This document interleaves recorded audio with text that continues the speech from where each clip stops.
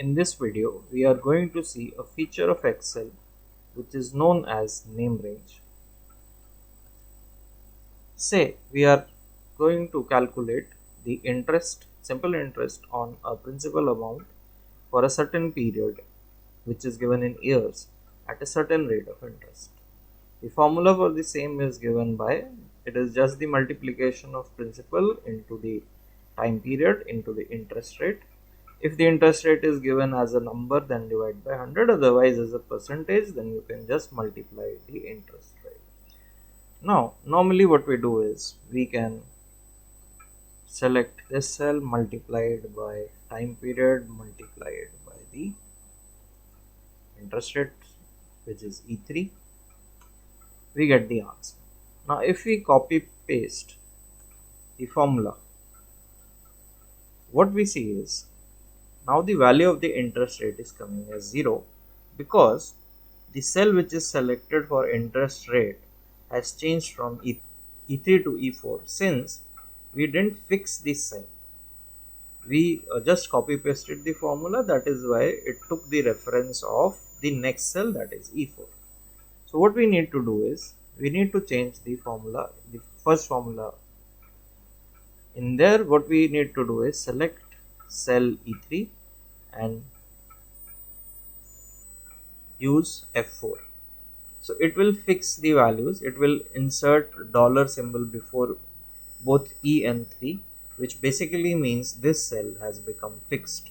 So wherever we are going to use this E3 with dollars, then it will always refer to this particular cell which has the value 6%. Now if we copy paste the formula, we will see that the calculation is right. Now we can copy paste this formula over the whole data which is given. Another way to do this same thing is, that is to give a name to this particular cell. Using the name range feature, what we need to do is, we need to go to the formulas tab. In the formulas tab, we have this almost at the center defined names, and in the defined names you can see a feature which is given, which is define name. So we click on define name. You can see it opens a new window in which the title is new name. The name of the cell is taken as what is to the immediate left of it. So it is using interest rate, it is a bit longer, so we can use a smaller one like ROI. Only care we have to take is that the name which is taken should not be any feature or any function or formula of Excel. Now second part is workbook. It is a drop down. There we have the option of having this scope defined as the whole workbook, only for sheet 1 or only for sheet 2, which basically means that in which part of this workbook we can use this name. If we select sheet 1, this name will be applicable only for the sheet 1. If sheet 2, then only for sheet 2.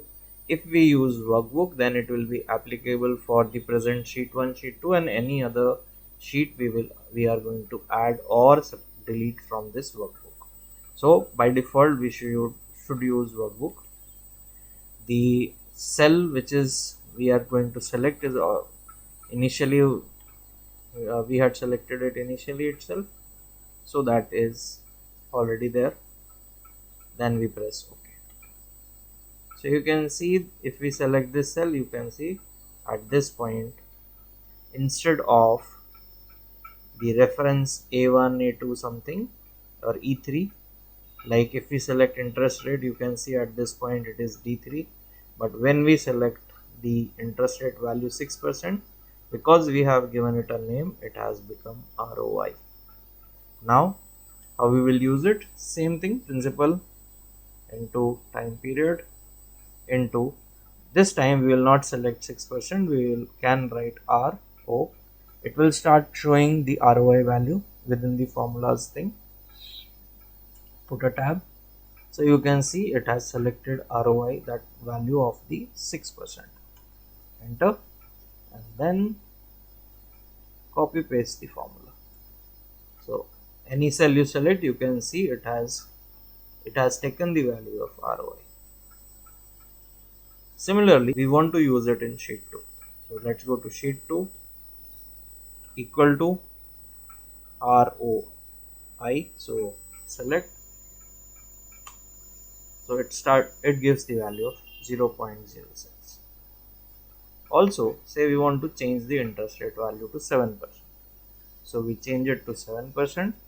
It will automatically change the values of the interest rate calculated, and even on sheet 2 where just equal to RI was given. So this is how you can use a feature of Excel which is known as name range. Hope this feature is clear to you.